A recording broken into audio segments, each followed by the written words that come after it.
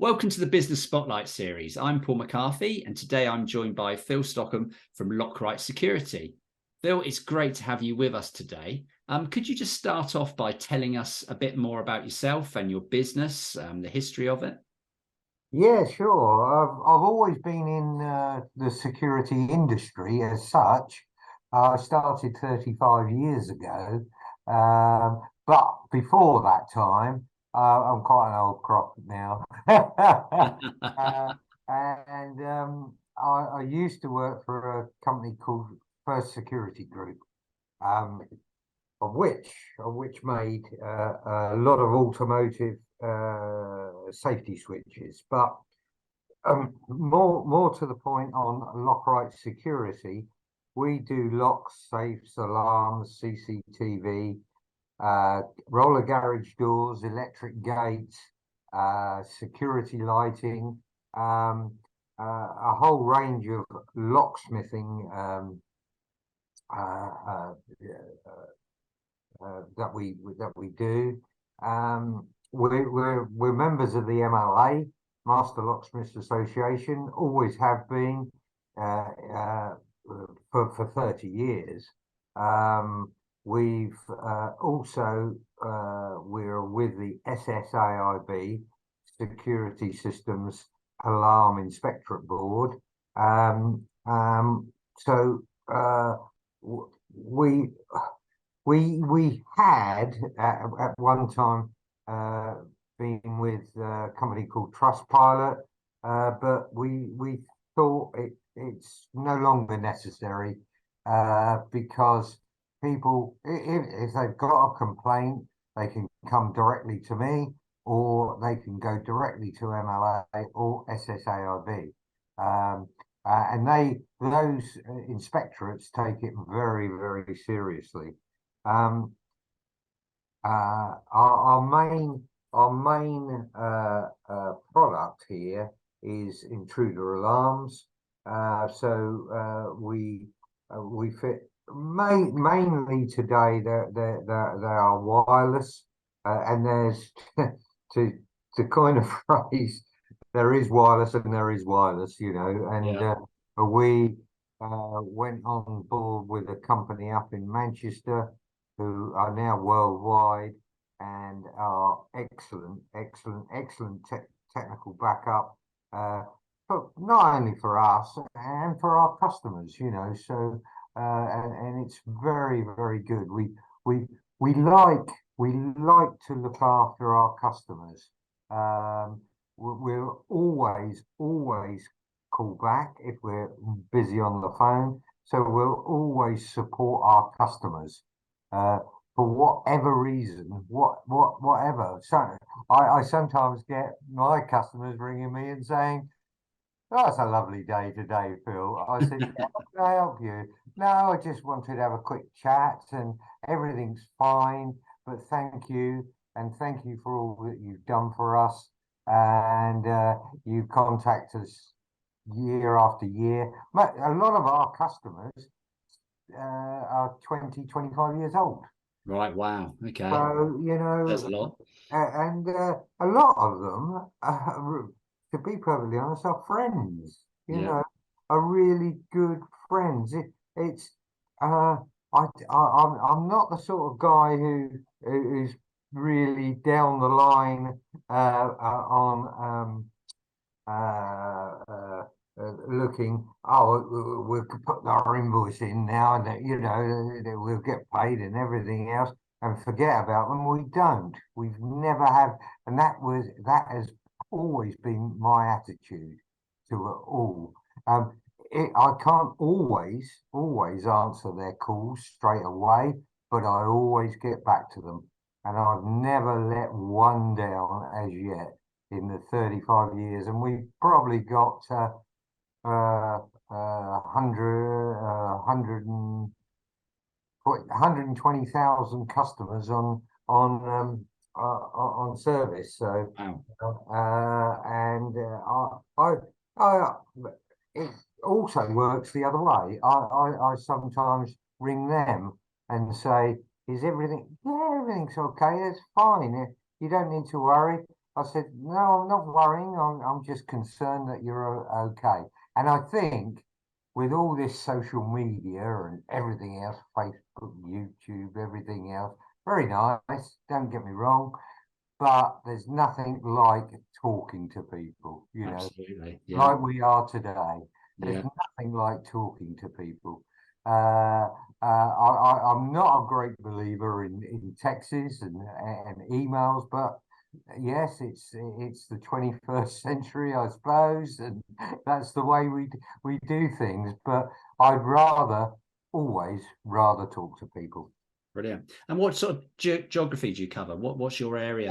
Well, we're in a GU14 6EW postcode, which is Farnborough. We're not far from Farnborough Airport, where they have a show every couple of years now. There's one in France and one here. I think it's this year, actually. It's a very good show. Obviously, everything to do with aircraft, and of course when that happens, it all goes bonkers for us because they all come over and they got chalets and they got padlocks and they've got locks and they've got problems. So it's very good. But going back to your question, we run out about 20-25 miles of Farnborough. Okay. So we'll go up to Reading and go down to Petersfield, but that's it. We strangely enough, we were saying that we had a lot of customers in London, and they kept ringing me, Phil, I don't want to use anybody else. I want to use you. And I said, yeah, but it's not that. I feel embarrassed that I have to charge you so much because it takes us good. Depending on what time of the day you go, of course. Yeah. It can take us. We done one not so long ago, and it actually took the guy on site 15 minutes to do the job. Oh wow. And Okay. it took him 4 hours to travel and come back. Yeah. So so we've steered away from London. It's nothing to do with the people. It's a lot of people, lovely, lovely people up there, but it's just time. And if you're sitting in a vehicle for 3 or 4 hours just to do a 15-minute job, it's daft. Absolutely. And you say we? How many people work at Lockrite? There's only 4 of us now. Okay. There was seven. There was seven. Some left. I had an apprentice, and we trained him up, fully trained him up, and he went off and worked for the NHS. Right. Okay. Wow. So as a maintenance engineer, that was. But we tend now just to do the day-to-day surrounding areas, and we're hellishly busy anyway. Right. Throughout the year, and we were in the pandemic, would you believe? Yeah. But we had to take precautions there. But I honestly think it's because we're a nice bunch, and we're not just interested in money. Of course, everybody's interested in money. It makes it makes it all carry on, but Yeah. it's not a priority, and we've always looked at it like that. So why did you start the company then? What was the reason for starting? Well, strangely enough, first security group, as was then, about 40 years ago, I was a general manager there, running a lot of production lines on 2 sites. And we used to make perimeter beams for a lot of the power stations, and building the automotive switch, which that come around. The only reason why we were doing that come around because in North America they had a lot of vehicles that were exploding because they were it was the era when we were carburetors, Yeah. and they were injectors, but they're injectors.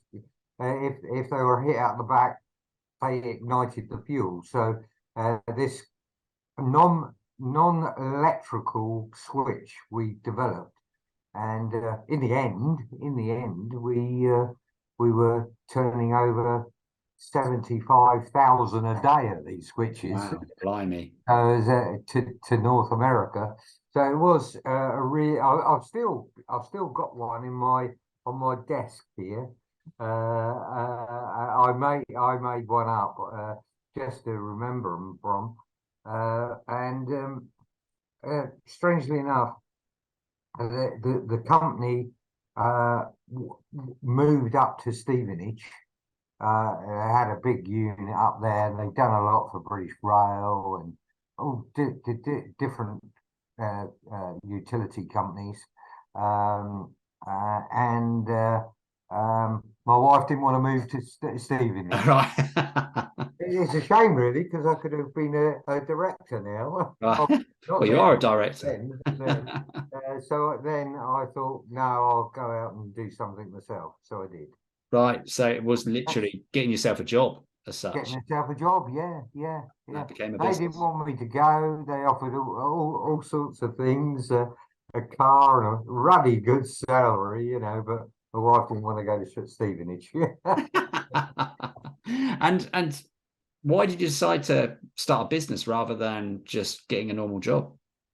I suppose the truth to that is, I suppose because I've been a general manager and managing a company, and it was from goods in, goods out to purchase to accounts. In those days, our accounts were very old. I remember getting a Unix. I bought a Unix for the company, a Unix computer. I don't know if it was IBM or whatever it was, and it had 4 megabytes of memory. And it was, we all laugh now, Yeah, I but know. it was unknown then. And what? How much memory? I mean, we're talking terabytes now, don't we? Yeah. Yeah, it's daft, really. But so that was the reason. That was the reason. I just wanted to carry on. I probably would have carried on up at Stevenage, but my wife didn't want to move, so that's where So you had the skills, basically. You had the skills of running a business. So why don't you just run your own? Is that? Yeah. Brilliant. Okay. My MD, the only person I ever answered to, he was a lovely guy, and he said, whatever you say, Phil, I say. He used to say, he always used to say that. He said, whatever you say, I say. And that's the trust.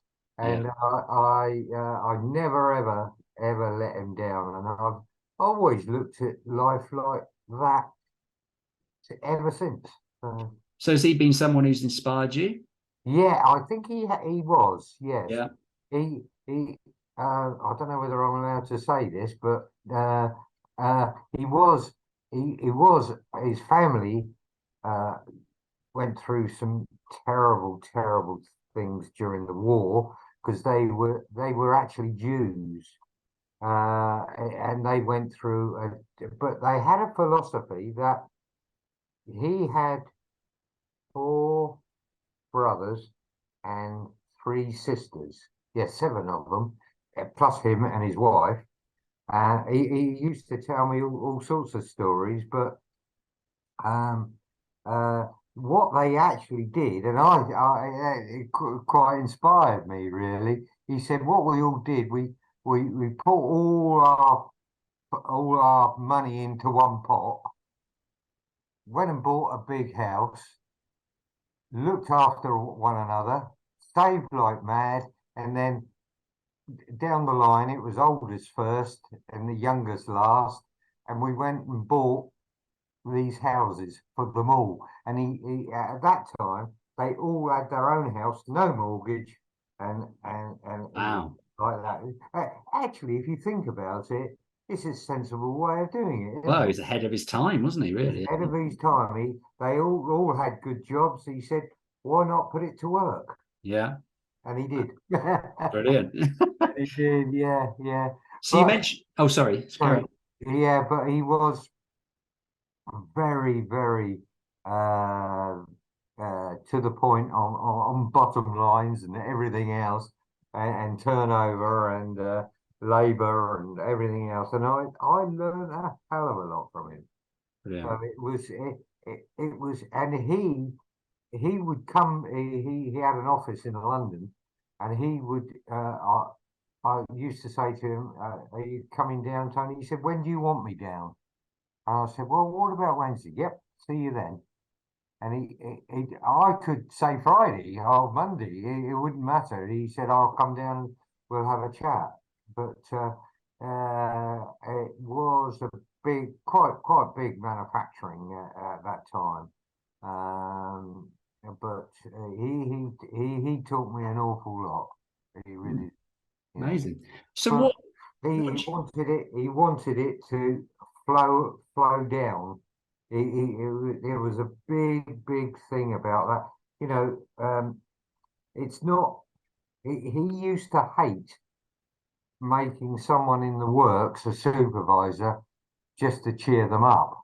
If they were good at what they did, and we have many a conversation of different people, he would say, "Yep, that's the person for us," you know. So he was very good. it sounds simple, doesn't it? But not everybody works that way. No, and he in those days, well, we did have fax machines, but he was a great believer on having a chat, you know, and he would go around the works and chat with everybody, you know, at least once a month, Wow. and you're talking probably. In those days, you were talking about 175 people, and Mm. he would chat to every single one. And he'd even chat to the cleaner. Yeah. So that business had a really good culture by the sounds of it. Really good culture, Yeah, yeah, yeah. And right that, from the top. I think, actually, on reflection, I think he had it right. Yeah, Yeah. spot on. And do you think you've installed that sort of culture into your business? Well, I hope so. Yeah. But Brilliant. who knows? That's the fact. Yeah, it Do doesn't you think happen I very have, Trudy? What's that? Installed a nice culture. often. Oh, definitely. She's Oh, there we go. Definitely. Fantastic. definitely, yeah. That's good, isn't it? So what do I you, haven't threatened her, I honestly. know, that's what I was thinking. Well, I don't know who you're kicking underneath the desk. No, I'm not kicking anybody. No. What do you see as the sort of 5-year challenges in your sort of industry or just in your business? I think we're living in unprecedented times. Really, we had COVID, we had Brexit, and I really feel for some businesses that are near to us. They're I I think I think that with government and local authorities, common sense. I think if common sense started to come back into the arena, I think it would be a lot better, a lot better. Why? I know we got emails and texts and everything else that we got today, WhatsApp and social medias, Facebook or whatever. but I still believe in talking to people. I still believe in talking to people, even if it's on the phone. Talk to them and find out what their requirements are. It's always been. It may not be what they want, which is fine. It may be exactly what they want, which is fine. I often get some of my customers say, but I don't know what I want. I said, well, let's talk it through first. And I always believe that works. Always, always. I get umpteen silly emails about different things. You know, especially especially with communications companies. Oh my God, a communication company keep on pestering you about how's your phone system? How's this? How's that? On an email, I mean, we're talking, sometimes I can come in on a Tuesday because I have a Monday off now, and I might have 30 or 40 telecommunications emails. Pick up the phone. You're a communications company. Hello. Yeah. I wouldn't tell you to, if you rang me, I wouldn't tell you to get lost or get stuffed or be rude. I'd say, no, thank you. Or, oh, hang on a moment. That's interesting. Tell me a bit more. Then Yeah. if you want to follow it up with an email and show me some nice pictures, fine. That's fine. That's me. I'm sorry. That's me. And I always believe that is the best way. That is the best way.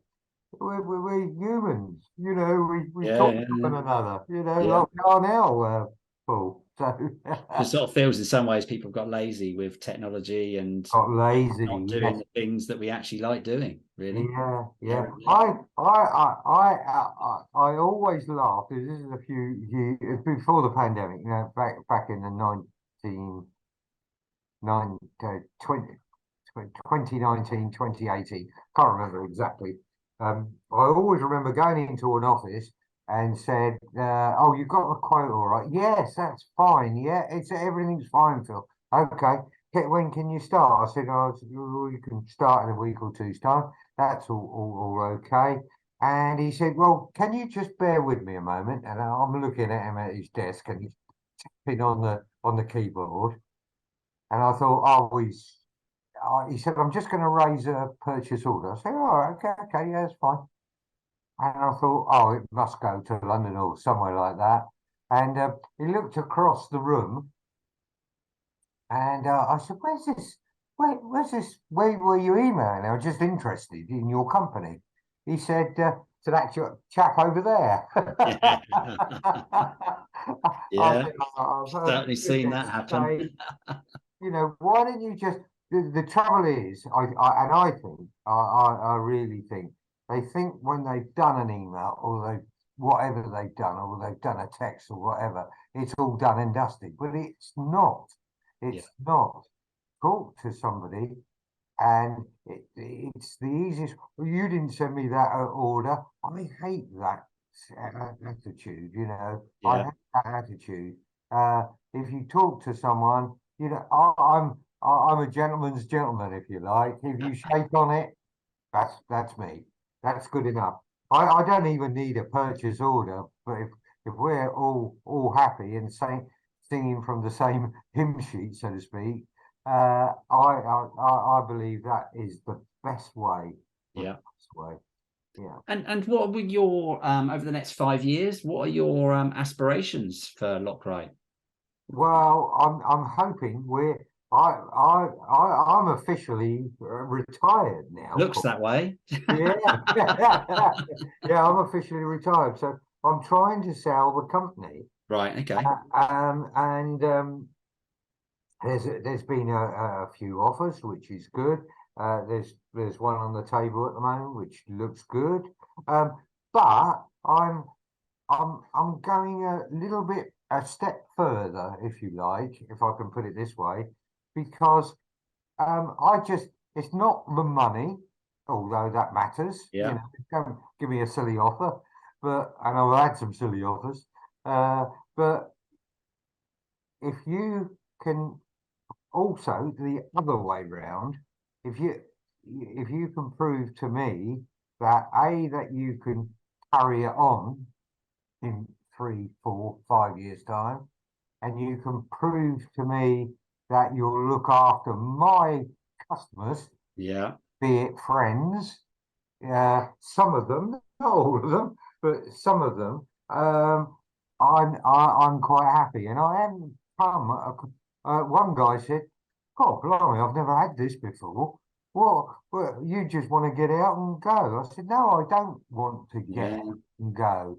There's a lot of attributes that go for you to buy this the company, you know." Okay. So Interesting. that's the way I look at it.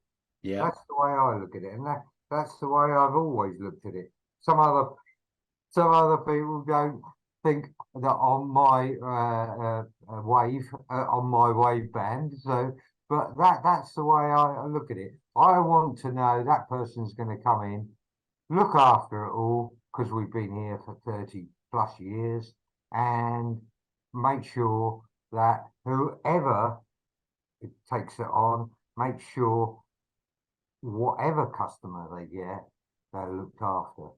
Yeah. And that, that that's all I'm asking for, really. Yeah. You want somebody to look after your client. That absolutely makes sense. Yeah. Let's look into the past a bit. Yeah. So when you started the business, in hindsight now, would you have done anything differently? No, No. Fantastic. no, no, I wouldn't have done anything differently at all. We, like every business, we all have our hiccups along the way, especially with. I think we've been through 2 or 3 recessions. I remember the one back in 2009 recession, where I think I had a mortgage at 15%, and Yeah. I often smile now when the Bank of England have put it up to 5.5. And I've said, well, hang on a moment, Bank of England, 10, 20 years ago, I was paying another 10% on top of that, and that's what we were all living in at that time. Yeah. Definitely. So it and I don't think also that there's been a lot of lenders out there trying to get on the bandwagon, which is a business, and I would never knock that. But the other side of the coin is that with like the government done C-bills, the loans, which were interest free, which was very good at the time. We took one out. I think it was for 20,000. I never used it. I Yeah. never used it. But the trouble was, at that time, no one knew with COVID and everything else. No one knew where the hell we were going and what road we were going down. So you might have used it, but when it was due up in a year's or 2 years, whatever it was, I paid it all off. But I think there is a reliance, and I think that it's too much actually, because irrespective of the banks, I really think there is too much lending philosophy out there Yeah. that is overwhelming, overwhelming. So people think they can do exactly what they like, but in truth, running a business is not like that. You shouldn't have to live on somebody else's pennies, Yeah. And looking back, I don't know, 4 or 5 years, when you're 18, Yeah. what advice would you have given to your old self? Um, I don't think I would have I'd probably, this is strange, what I'm going to say now, but I think I would have uh, looked at technology more then. I'm going back. I'm not so much now because we've got Zoom and we've got everything else, emails and everything else. But then I wish I'd looked at technology a bit deeper. Interesting. Okay. Yeah, yeah. Yeah. But not now because it's all there. Yeah. But and the other thing, I get very, very frustrated from companies like Microsoft or Apple. You know, this was a few years back when I got one of the first iPhones, and I took it out of the box. And there's no instructions in there, and I'm thinking, how do you work this blooming thing then? And I'm thinking that's the world we're in now. You don't need it. You plug it into a USB or whatever, and away you go. But life is not like that. Life is not like that. In reality, you need to pick it up from the start. Yeah, got you. I guess it's interesting though, technology. It's about embracing new things as quickly as you can, I suppose, isn't it, really? Yes, it is. Back then, Yeah. yeah. Well, if you said when you were 18, and I said, well, when I was 18, I always remember buying my first Hayes manual Right, for a okay. car. Yeah. Yeah. And I always used to service my own car. I Yeah. couldn't afford it those days when it was uh, uh, 5 shillings for a gallon of petrol. uh, I couldn't afford to put it into a garage to get it serviced. So I've done it all myself, and I've dropped engines out myself. Uh, follow the Hayes manual, and I'm not that particular manual, but you could buy them then, and it was explanatory. Yeah. And I love that. I love a manual. I love it. Even today, I still love a manual. And it's strange, really, because you come to all that way, and uh, we we go back to our suppliers and we say, "Oh, in your manual it says so and so and so," and the technical guy says, "Oh, does it?" Yeah. Never looked at it. Yeah. Never looked at it, and I don't know what they mean, but I'll look at it, and Yeah. I can hear him tapping away on his computer, and he's saying, "Crikey, I didn't know that." It's I said, brilliant. "I don't expect you to. I don't expect you to, but Yeah. that's why you had the manual." Yeah, absolutely. I remember those Hayes manuals. My childhood. My dad Yeah, was always at his head in one of those, depending on what yeah, car had broken that week. yeah. Great. It was great. How can people get hold of you? What's the best way to contact you and Lockrite? Um, the best way is to got get me on my mobile. I've always got my mobile because we're a security industry, and people can always get a hold of me. Okay. Unless I'm in the shower, Yeah. but that's the only time you won't get hold of me. So it's on my mobile. Okay. What's your mobile number? Just so we pop it on here. 07767 246 241. Brilliant. That's great. Thank you, Phil. Phil, thank you so much for your time today. It's been That's an all right. Hope absolute pleasure that's talking to you. helpful to people. Yeah, it's been an absolute pleasure.